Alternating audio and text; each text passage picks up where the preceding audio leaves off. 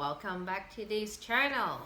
In this video, we're going to talk about strategies in Australia when it comes to property investing. Property investing can be really confusing.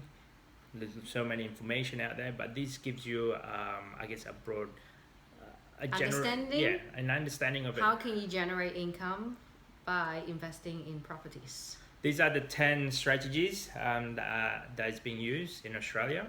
So generally, I think. Generally, it's been used, yeah. And I guess from our understanding of it as well, when you're first starting buying an investment property or buying property loan, you kind of need to know why you're buying it for in the first place. And which strategy that suits you the most. So we've tried a few of these. There are pros and cons in some of them. It all depending on your, I guess, what your focus point on. And your situation, your scenario changes all the time. For us, our life change, yeah. We've changed our strategy, right? Because of our lifestyle. Yes. So. Some it worked before, and it doesn't mean that it works now for us. So. Maybe for you too. So these are a list of 10. So the first one, it would be owning your own home. So majority of Australian, I guess, invest on property just for their own principal place of home. They buy it. Get a loan from the bank. Pay it as soon as they can. Then which means they avoid the interest. And when they retire, they sell it and maybe downgrade to another place, so they will have this capital gain because it's 30 years, right? At least I assume here in Australia anyway, mortgage goes for about 30 years. So typically, let's say you're 30. When you're 30, you buy a house, right? Yeah. So 30 years later, you're 60. Maybe live there for another 5 years. 65, you retire. Okay, your house appreciated a lot in value. Maybe you bought it for $100,000 when you bought it back in 30 years ago, and now you can sell it for $1 million or $2 million. So you assume your mortgage has been paid off. When you sold it, minus all your expenses, assume you still have $1 million. Maybe you downgrade to somewhere in countryside. Maybe just buy something for $200,000 and you have $800,000 for your retirement. That's the general concept of it. Yep. So when our first that was the last generation. Which is our parents. It was our parents' generation, let's say. Even our great parents. So 2 generations or 1 generation before us, let's say. That was the strategy that they used. And that's the strategy it worked for them. It works. Yeah, it works for them because back then, I remember in the 80s in the 90s, when I first looking at property price is roughly about $100,000 to $200,000 within the city metro or so, and a typical loan only goes for about 10 years, maybe about 15 years when I first started. But this time around, as of this video being recorded, average mortgage these days go for about 30 years. There you go. Number two will be buy and hold. So you're really buying it and you just hold it. But this is as an investment property. As an investment. Aside from your owning your own home, which is the first one, you buy an investment property and you just hold it. And you rent it out to someone else at the meantime. Yeah, and expecting the rent will be covering all the expenses on the property. And your mortgage repayments. Correct, and it gives you, at least those. Yes. So, the next one will be? Negative gearing. Something interesting happening in Australia. We have this negative gearing. So usually a lot of property seminar or a lot of property guru out there tells you, you gotta buy positively gearing property or property that makes you money. But in Australia, there is a strategy called negatively gearing where you lose money every month in order for you to save on tax because you're paying too much tax. Yeah, example doesn't make sense, right? Anyway, example is your mortgage repayment per week, because we always do monthly, right? Monthly. Let's say we're in month. Monthly is $2,000, but your rent each month is let's say $1,500. $1,500, so and plus your expenses. Ignore that first, and then you lose $500. Yeah, but because you're earning so much, you You can get have paid tax so much. Yeah, When tax returns time, you can get, let's say, maybe $200 back a month, correct. right? So that's something along those lines. But which means you still have to pay $300 a month to hold that property after your tax return. So you buy property in order for you to lose money. But so those cash flow that you're losing, you expect that it's going to have a capital gain in the future. So, And expect that your job or your situation, so like anything remain unchanged. Everything remain unchanged. If you lose your job, that's you it. still have to Pay for it. pay for that. Yes. So that's negative gearing. It sounds good for people in high income job, right? High income pay job. But if circumstances change, then it's really risky. We were like that. Yeah. Personal experience. From personal experience, it's not a good strategy to use from our experience anyway. Because it keeps you on a job. Yes. Because it keeps you, it won't be, just because you have that property portfolio, but it's costing you money and every your time. month and your time. Yes. So you chain up a lot more to work if you're using this strategy anyway. And don't dive into The next one, it will be positively gearing property.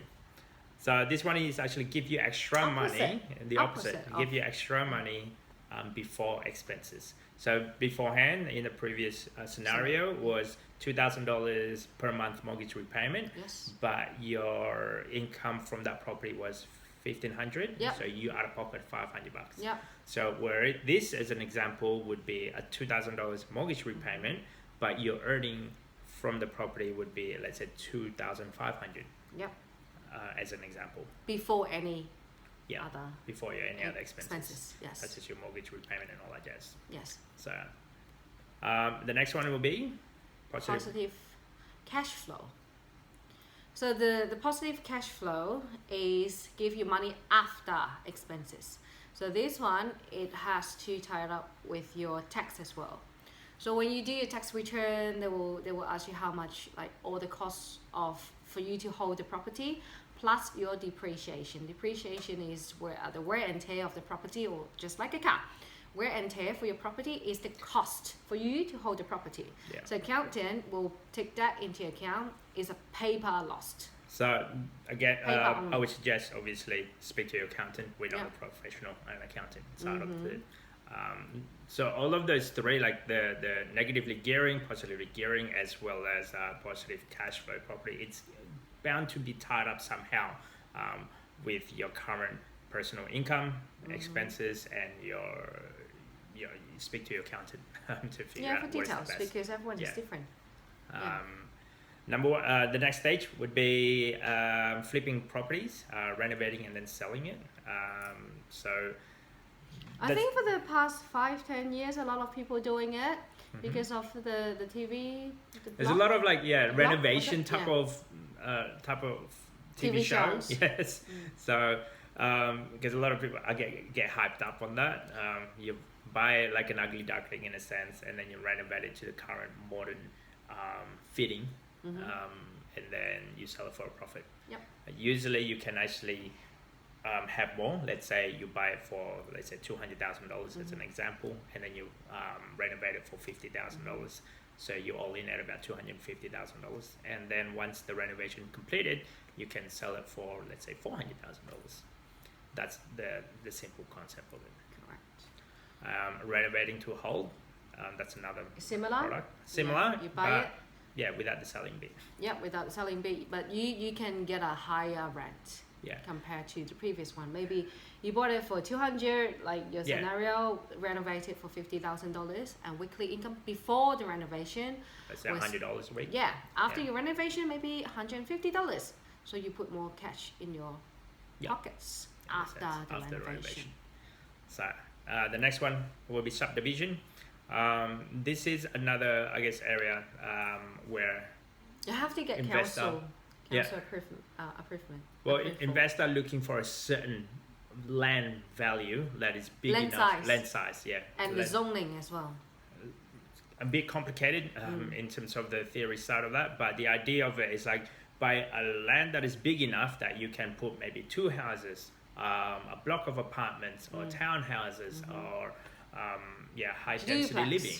Yeah. So we live across like in a lot of apartments around here. Back then, it was on the commercial. It was like a warehouses that used to be in this area. So that's another way. The other one. Dual occupancy. So earlier the subdivision is separate title, but dual occupancy is in the same title, but in a one piece of land, two house.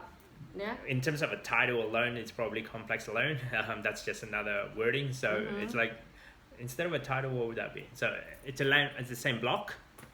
So with two Which people, one? like dual occupancy. Yeah, like a granny flat. Correct. So Simple. So it's like having big enough land, but you're putting down another house in the back. A granny flat at the back. But the still title, the name is still the same. Everything's still under the same person, like under one condition in a sense. Correct. So next one, owner finance. So this is the strategy that we use quite frequently.